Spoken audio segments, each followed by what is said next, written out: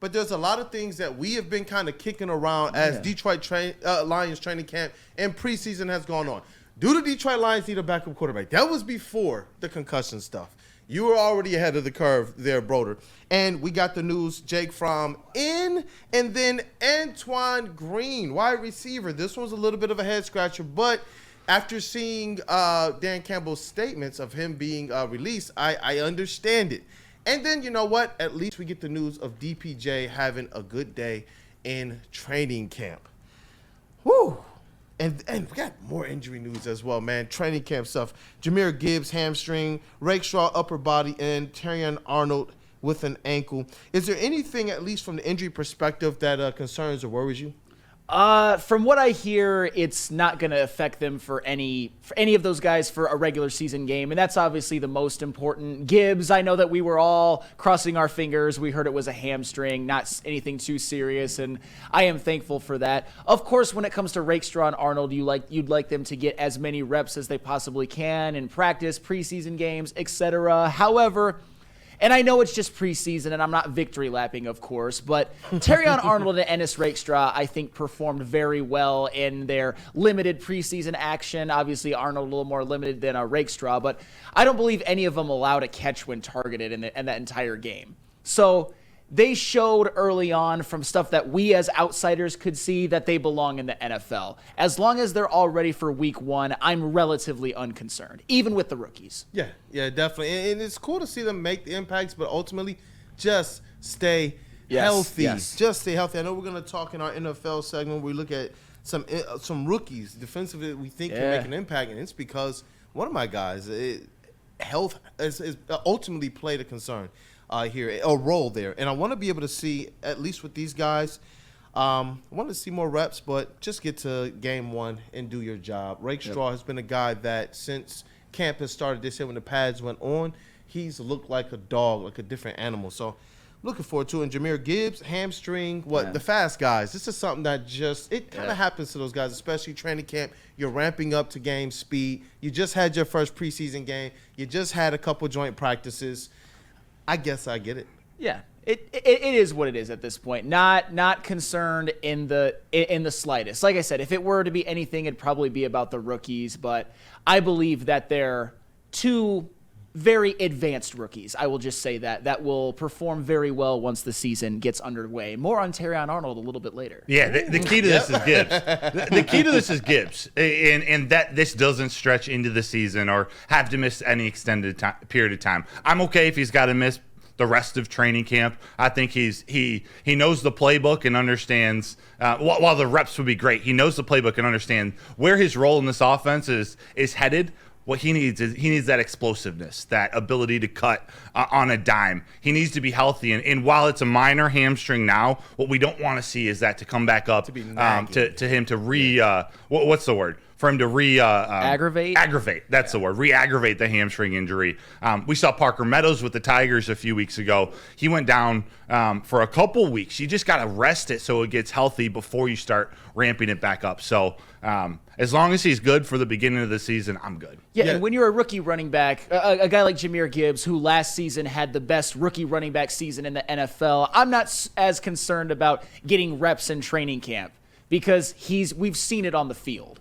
So if it's something where it would behoove the Lions and Jahmyr Gibbs to make sure he's rested for week one, I have no problem with him sitting out maybe even longer than he would than if it was up to him playing meaningful games in the next couple of weeks. So just rest up and get healthy, Mr. Jahmyr Gibbs. Rest up and get healthy. And LFG, I'm going to use this for our transition. I hate Jake Fromm. No. How can one hate Jake Fromm? How do you hate Jake Fromm? Really played, he's a nobody. Yeah. Remember what we saw on Thursday night? Remember Nate Sudfeld out there on the field? Yeah, 10 times better. Yeah, and you know what, Dan Campbell, he had some comments about Jake Fromm. I wanted to be able to read those off. He said he's a smart, headsy guy. We feel like he's going to be able to conduct the offense pretty fast, enough to be able to go out and help us if need be. He can anticipate all the throws, and just with where we're at, we felt like he could come in and function. He's someone we feel like we can work in the pocket, and he has fortunately was fortunately available. Had his workout today, and it looked pretty good, so we'll see where it goes. Just a little bit of what Dan Campbell at least was thinking. As it relates to Jake Fromm, and just as it relates to the 3 appearances that he made in the NFL all in 2021 with the New York Giants, last year in the preseason, he went 28 of 41, 261 yards, 3 touchdowns, 1 interception. So one of my concerns through preseason was the wide receivers getting the proper reps, especially if they're not going up with a quarterback like Jared Goff. We don't really know how to properly assess guys like Fountain or DPJ in preseason because we just don't know what Sudfeld was as a quarterback for them. And then Hendon Hooker, after a good connection with DPJ, wound up getting hurt and then went back to the Sudfeld show. So Jake Fromm is somebody who I'm hoping that at the very least, Hoof-hearted, he said it. If Fromm can come in and function, he's already better than Sudfeld last week. And that's the and that's the thing. I think a lot of us fans right now are starving, to paraphrase Neil Rule, after watching Nate Sudfeld out there and watching Hendon Hooker unfortunately go down with what appears to be a minor concussion. And Jake Fromm, if he even is somewhat functional out there, is going to look a hell of a lot better than Nate Sudfeld. But to go back really briefly to the comment, whoever said it said, "I hate Jake Fromm." LFG. I don't think anybody could really hate Jake Fromm at this point because he's irrelevant. What I'm guessing, and I'm trying to get into the psyche of LFG, is that maybe you wanted something a little bit more at this point instead of Jake Fromm, because it's probably likely that Jake Fromm is irrelevant as well. I liked him as a prospect, but he's been a career backup. In the few snaps that he did play, he didn't really look that great.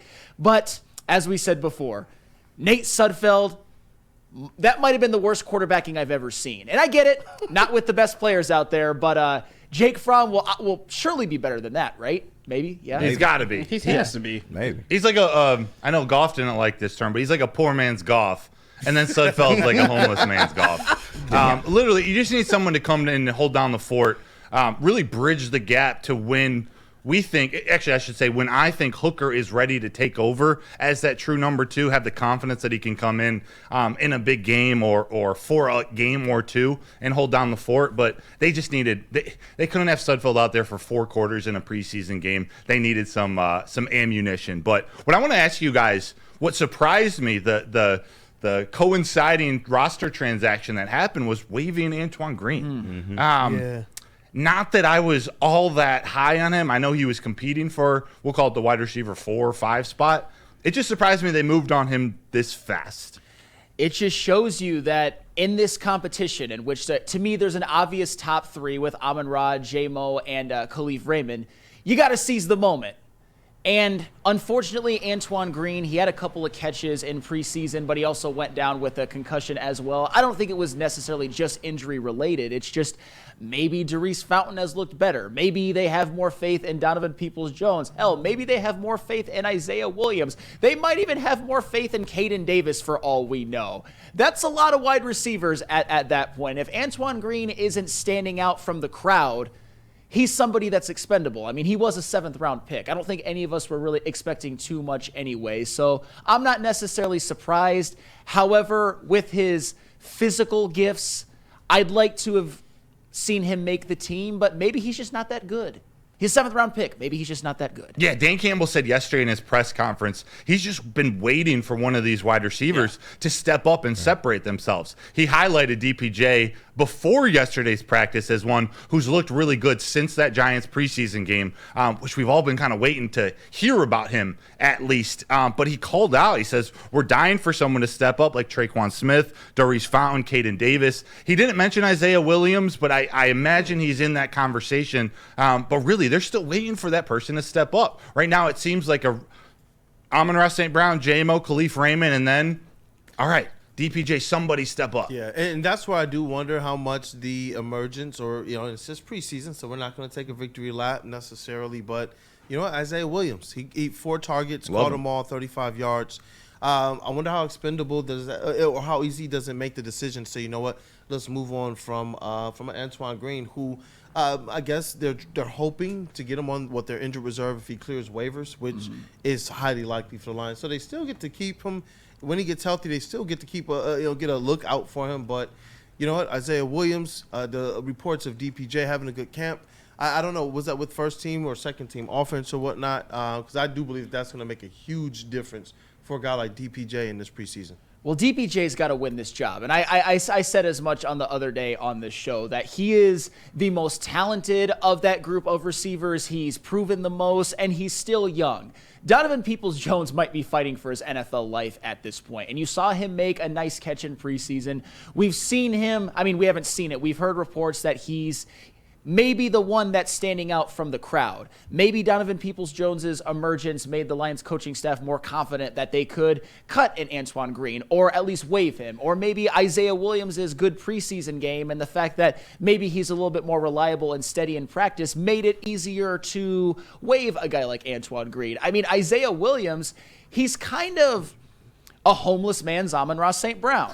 And he was underdrafted. And he's somebody that probably should have been drafted. I'm not saying that I'm expecting much out of him. It's just, I personally wasn't too surprised that he was the one that looked the most consistent with his route running and hands, at least out of all of the cluster of wide receiver 4 to like wide receiver 9. Yeah. And with the wide receivers, I was saying on the show yesterday, that was the position group that, for me personally, in preseason, I had the most questions about, and I haven't really gotten any answers. Questions. Yeah, I got a lot of questions. And with Jake Fromm, I'm hoping, like I continue to say, that he can help these wide receivers get the reps, and we can get some clarity on what that wide receiver position group is. But at the very least, the often forgotten Khalif Raymond does form out a formidable, in my opinion, wide receiver rotation with your top 3. That fourth one, I agree with you. You want to see DPJ go out there and win it. Everything is there for him. He has put some stuff out there on tape. He has had the stats in the past. He has the size. He has the opportunity. He has all of the support. He's at home. Yep. It would be a great story to see this guy at least round out the wide receiver 4 and be able to be dependable whenever they decide to roll certain coverages over to our top guys. Yep, and if you're Donovan Peoples-Jones, and I hate to, this is going to sound disrespectful, but it's not. You can't lose a roster spot to a rookie undrafted. You can't lose a roster spot to undrafted Caden Davis. You can't lose a roster spot, and this is kind of me repeating what I said last week, to a Darius Fountain who's a lifetime journeyman who has 2 catches in 2020. You just can't. He's too talented, he's done too much in this league, and he's too much in what you would consider his physical prime for that to happen. So hopefully he really stands out from the crowd in these upcoming weeks at training camp and the preseason. Yeah, I think that was the plan all along. They wanted DPJ to have this job, but this isn't the type of coaching staff that's just going to give it to you or just do it just off of reputation. They wanted you to come in and win this job. It's been unfortunate to this point that he hasn't, because I'm somebody that has watched this kid, and I think he has all the ability in the world. He's done it without even having consistent quarterback play, but you got to prove it. Every time you strap up, you got to go out there, you got to compete. So hopefully he can step up and win this. It's seemingly the number 4 job now. Yeah. You still have to worry about Isaiah Williams, Antoine Green, who got cut. I thought he was a good candidate for that as well, and he could still be brought back to the practice squad. But, you know, at this point, it's between him and Isaiah Williams to me, because he had the best performance in the preseason so far, leading the team in reception. So.